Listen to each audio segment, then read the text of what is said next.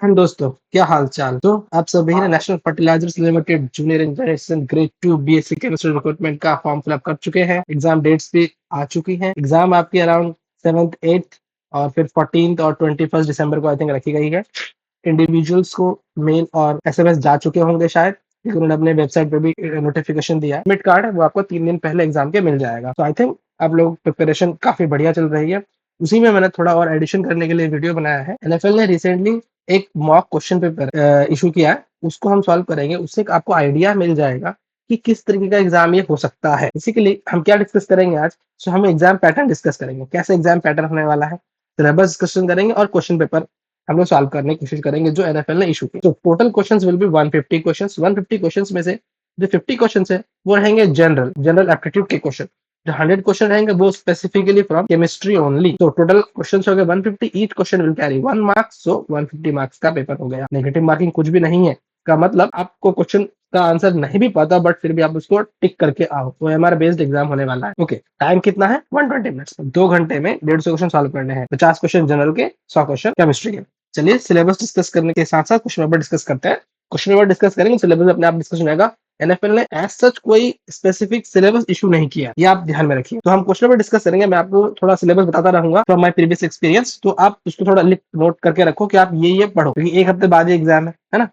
Pure chemistry पढ़ के इसमें कुछ होगा नहीं, ठीक है। आपको इंडस्ट्रियल केमिस्ट्री पढ़नी है actually. So guys, this is the question of general general aptitude, मतलब अराउंड 50 क्वेश्चन यहाँ से आने वाले हैं, ठीक है। सो उन्होंने 5 क्वेश्चंस दिए हुए हैं। आप अगर एनएफएल की वेबसाइट पे जाओगे, अगर वेबसाइट पे भी अगर आपको मिलने में प्रॉब्लम हो रही है, तो मेरे टेलीग्राम चैनल पे मैंने इसका पूरा 76 पेजेस के क्वेश्चन पेपर है, वहां पर आप मिल जाएगा आपको। अब आप एक काम करो, आप वहां पर जाके जो ये पार्ट 1 सीरीज है, हर एक उन्होंने जो डिफरेंट डिफरेंट पोस्ट के लिए जो एनएफएल की वैकेंसीज निकली हुई थी, उन्होंने सारे पोस्ट के लिए क्वेश्चन पेपर दिया है। तो आप पार्ट 1 वहां से ले लो। पार्ट 1 आपको काफी हेल्प करेगा एग्जाम प्रिपरेशन में। पहला पहला क्वेश्चन बताया, choose the correct question tag among the following options. बोल रहा है इट इज वेरी कोल्ड। तो ये बेसिकली इंग्लिश का क्वेश्चन, इंग्लिश ग्रामर का क्वेश्चन है। इट इज वेरी कोल्ड, क्या होगा? Is it, does it, does not it, isn't it? Yes, it is the answer is isn't it. अगला question है, what is the green planet in the solar system? आप सभी को पता है इसका आंसर, याद करने वाला आंसर है यूरेनस। से मेरे को क्या आइडिया मिला, आप नेम याद कर लो। सोलर सिस्टम में जो अलग अलग प्लैनेट्स है उनका एक अलग नाम होता है, वो नाम आप याद कर लो। फॉर एग्जाम्पल अर्थ को बोला जाता है ब्लू प्लैनेट, यूरेनस को बोला जाता है ग्रीन प्लैनेट, मार्स को क्या बोलते हैं, वीनस को क्या बोलते हैं, जुपिटर को क्या बोलते हैं, उनके स्पेसिफिक नेम्स आप याद कर लो। It is very helpful for you guys. Next question, a person starts multiply consecutive positive integers from 120, how many numbers should he multiply before he will get the result having 40? 40 आने का मतलब हो रहा है 120 के बाद कितने नंबर तक वो मल्टीप्लाई करेगा कि उसको एंड में 40 मिले। का जो सॉल्यूशन में 40 आने का मतलब उसको कितनी बार 10 से मल्टीप्लाई करना पड़ेगा? He should multiply 4 times. 4 times 10 से मल्टीप्लाई करेंगे तब जाके ये आपके 4 जाएगा। इसका आंसर बहुत सिंपल है, 120 मल्टीप्लाई 121, एक जीरो यहाँ से आया, multiply 122, multiply 123, multiply 124, multiply 125, 3 zero यहाँ से आए, तो कितने हो गए? 4 जीरो। तो मेरा ऑप्शन हो गया 1 2 3 4 5 6, तो आंसर हो गया 6। ओके, नेक्स्ट क्वेश्चन बता रहे हैं, इन सरल code M4TR1X is written as P7WU4A। So उसी पैटर्न में इसको कैसे लिखोगे आप? बहुत सिंपल है। इन सब क्वेश्चन को सॉल्व करने के लिए आप क्या करो, जो दिया हुआ है उस पर लिखो। M4 ये दिया है, इसके अगेंस्ट में क्या किस तरीके से कोडिंग की हुई है। अभी अगर मैं ध्यान से देखूं तो मुझे एक कनेक्शन इंटर रिलेशन समझ में आएगा। 4 से 7 में जाने का मतलब 3 ऐड करो, 1 से 4 में जाने का मतलब 3 ऐड करो, P से M से P जाने का मतलब अगेन 3 ऐड करो, मतलब MNOP। सो MNOP 3 ऐड किएगा तो P मिलेगा, ठीक है ना। अब उसके बाद TUVW 3 ऐड किया तो 4 मिलेगा। तो अगर आपने T में 3 ऐड किया तो आपको W मिल जाता है। इसका मतलब सिंपल है, जो रिलेशन है वो +3 का रिलेशन है। तो मेरे को बताया गया था ARR4Y कैसे बनेगा। सबसे पहले तो इसमें 3 ऐड करो 7 बनेगा। कौन सा? आप एक इसको सॉल्व करके इन समझ में आ जाएगा 7 बन रहा है। 7 सिर्फ कौन सा वाला ऑप्शन में? इसी वाला ऑप्शन में 7 है। तो मेरा पॉसिबल आंसर ये भी। फिर हम सॉल्व करेंगे। ए में अगर मैं 3 ऐड करता हूँ, सो ABCD D बन गया। R में अगर 3 आप ऐड करोगे तो STU, सो U बन गया। अब Y वाला कैसे आएगा? Y के बाद क्या आता है? Z A, उसके बाद B। My only possible answer is C. Next question is the ratio of speed of PQRS is 6:7:8. Find the ratio of the time taken. बहुत सिंपल है, स्पीड का रेशियो दिया हुआ है 6:7:8। स्पीड का जो फॉर्मूला होता है, speed equal to distance by time. मुझे क्या बोला है? टाइम का रेशियो निकालना। Time is equal to distance by speed, मतलब जो भी फिगर है उसका जस्ट इनवर्स करो। तो 1/6 to 1/7 to 1/8। इसको सॉल्व करना है। इसको कैसे सॉल्व करना है? बहुत सिंपल है, 6, 7 और 8 का एलसीएम आप निकाल लो, मल्टीप्लाई करके निकालोगे तो 168 आपका एलसीएम आएगा। इसका मतलब मुझे हर एक को 168 से मल्टीप्लाई करना है। Solving this I will get only possible answer is this. तो ये 5 क्वेश्चंस मैंने जो सॉल्व किए जनरल के, इससे मुझे क्या आइडिया मिला? इससे मुझे ये आइडिया मिला मुझे कौन-कौन सा पैटर्न देखना है। सबसे पहले आप लोग कोई भी जनरल एप्टीट्यूड की किताब उठाओ, जहाँ पे ये इंटर रिलेशंस वाले आते हैं, उस आप इंटर रिलेशन वाले क्वेश्चन को सॉल्व करो। सोलर सिस्टम में प्लैनेट्स हैं, सबके निकनेम्स याद कर लो, ठीक है? फिर रेशियो प्रोपोर्शन वाले क्वेश्चन सॉल्व करो आप। ये सब आप सॉल्व करो, काफ़ी आपको हेल्प मिलेगी। चलिए अब केमिस्ट्री वाला क्वेश्चन देखते हैं। केमिस्ट्री उन्होंने 10 क्वेश्चंस रिलीज़ किए हुए हैं, बट आएँगे कितने? 100 क्वेश्चंस आएँगे हमारे एक्चुअली। हम लोग ज़रा इसको देखते हैं। सबसे पहला क्वेश्चन बता रहा है, which of the mention can also formula of acidic acid? Acidic acid मतलब CH3COOH मतलब C2H4O2 only possible answer. This question से मुझे कौन सा सिलेबस का आइडिया मिल रहा है? जितने भी इंडस्ट्रियल इंपॉर्टेंट केमिकल्स हैं, for example acetic acid, glutamic acid, succinic acid, formic acid, formate, glutamate, इन सब का स्ट्रक्चर फार्मूला समझ लो, पढ़ लो। नेक्स्ट क्वेश्चन बता रहे हैं, what is the x in the following figure of reforming process of gas synthesis?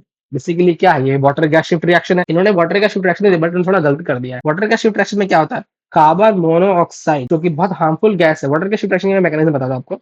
Carbon monoxide plus H2O will convert to carbon dioxide and hydrogen gas will release. Okay, this is water gas shift reaction. Water gas shift reaction कौन से apparatus में किया जाता है? तो बहुत simple है, water gas shift converter में किया जाता है, ठीक है? सो आप वाटर गैस शिफ्ट रिएक्शन और इंडस्ट्रियल अलग अलग प्रोसेस के बारे में पढ़ लो, गैस सिंथेसिस के बारे में पढ़ लो, ठीक है?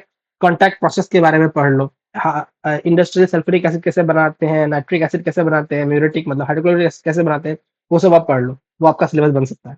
अगला क्वेश्चन क्या है?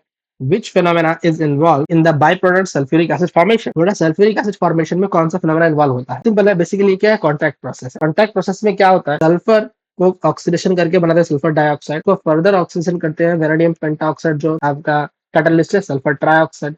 इसका हाइड्रोलिसिस करके बनाया जाता है H2SO4। ठीक है, दिस इज बेसिकली द इसमें कोई बाय प्रोडक्ट नहीं मिलता है। इस प्रोसेस का नाम है कॉन्टैक्ट प्रोसेस और by product sulphuric acid production. क्या हो रहा है? ऑक्सीडेशन हो रहा है only possible answer is B. तो मुझे क्या नॉलेज मिली इस क्वेश्चन से? पता चलता है मुझे सारे एसिड्स के जो फॉर्मेशन है, मिनरल एसिड्स के जो फॉर्मेशन है, उसका एनालिसिस मुझे अच्छे से पढ़ लेना है। क्वेश्चन नंबर 9 बोल रहा है, what is the sequence of steps involve in the manufacture of carbon fibre? Carbon fibre के सिंथेसिस में इनमें से कौन सा स्टेप्स फॉलो किया जाता है?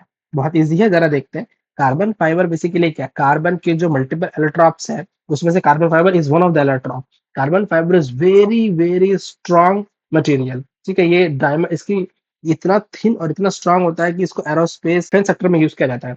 ये बहुत ही सिंपल है, ये एक्चुअली रट्टा मारना टाइप क्वेश्चन है। आंसर है डी। प्रोसेस में बताता हूं आपको। सबसे पहले क्या होता है? कार्बन फाइबर बनाने के लिए कार्बन का सोर्स चाहिए। कार्बन का सोर्स होता है PAN, पॉलीएक्राइल नाइट्राइल। पॉलीएक्राइल नाइट्राइल के बारे में आप पढ़ो। पॉलीएक्राइल नाइट्राइल को हीट किया जाता है, ग्रेफिटाइजेशन किया जाता है, वहां से फिर कार्बन आ जाते हैं, other than carbon atoms remove हो जाते हैं। फिर उसको कार्बनाइजेशन किया जाता है, फिर उसको हीट किया जाता है कि वो सिंगल स्ट्रिप्स बन जाए। Only option is D.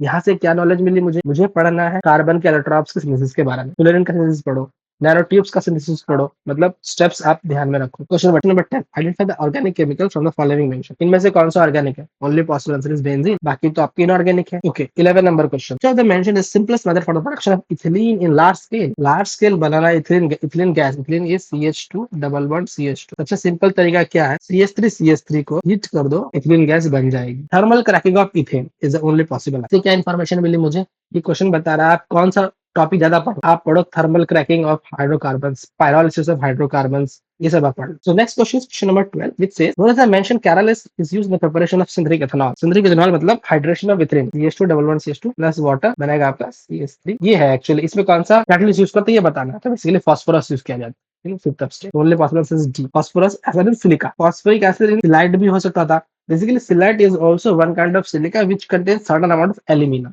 तो इसलिए वो वाला नहीं है। Only possible phosphoric acid silica. यहाँ से क्या इन्फॉर्मेशन मिली?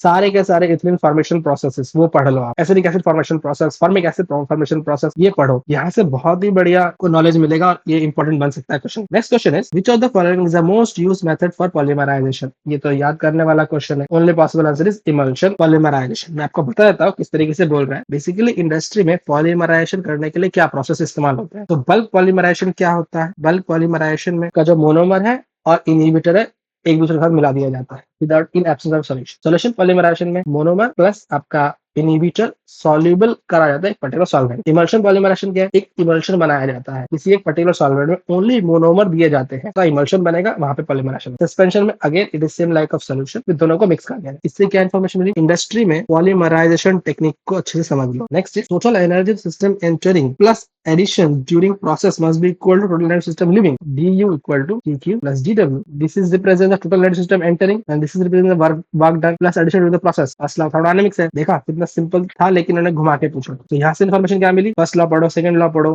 थोड़ा थोड़ा उसका एग्जांपल्स पढ़ो। What is the overall order of the reaction? So order क्या होता है? ऑर्डर क्या होता है? ऑर्डर बेसिकली क्या होता है? जो रेट लॉ लिखा जाता है, रेट लॉ में जो उसके रिएक्टेंट्स की कंसंट्रेशन के ऊपर जो पावर होती है उसका एडिशन होता है। So order is equal to m plus n। ये मेरे रसायन शास्त्री के यूट्यूब चैनल पे अगर आप जाओगे अच्छे से, केमिकल काइनेटिक्स का जो आपको वीडियो मिलेगा वहां पे आप अच्छे से समझ सकते हो। तो दोस्तों ये हो गया कुछ 15 क्वेश्चन हम लोग डिस्कस करें, यहाँ से थोड़ा वो सिलेबस का आइडिया आया। अब आप इसको रेफरेंस पकड़ के अपनी तैयारी पूरी करो। तो फ्रेंड्स और भी इंपॉर्टेंट इन्फॉर्मेशन के लिए बनाए हैं। Thank you.